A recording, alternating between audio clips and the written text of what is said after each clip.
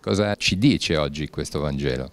Intanto ci dice che ciò che conta è la fede e non sono le strutture, le tradizioni e tante altre cose che magari potrebbero ancora oggi anche nella nostra Chiesa essere equivocate, diciamo, queste due cose. Cioè, la fede è rappresentata davvero dalle donne che, non avendo altri ruoli in effetti, non potevano essere sacerdoti perché nel Tempio non potevano entrare nel santo, eccetera, la loro povertà le rende veramente quelle che hanno la maggiore facilità ad accogliere il Signore per la loro fede, appunto.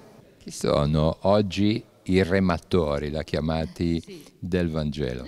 Sì, l'ho chiamati rematori perché è la traduzione precisa, diciamo, di un termine greco che è hyperetai, che si trova nel capitolo primo del Vangelo di Luca, nel prologo. Ma i rematori del Vangelo sono quelli che appunto lo annunciano oggi. Papa Francesco è un grande rematore del Vangelo perché Francesco parla il Vangelo con lo stesso stile in cui lo parla Gesù.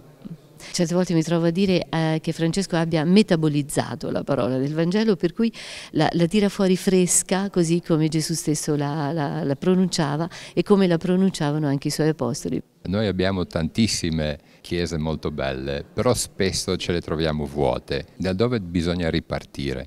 Temo che le nostre funzioni, le nostre devozioni siano mute. La Chiesa deve parlare la lingua di oggi, della gente, deve farsi interprete della giustizia, della pace, della fraternità.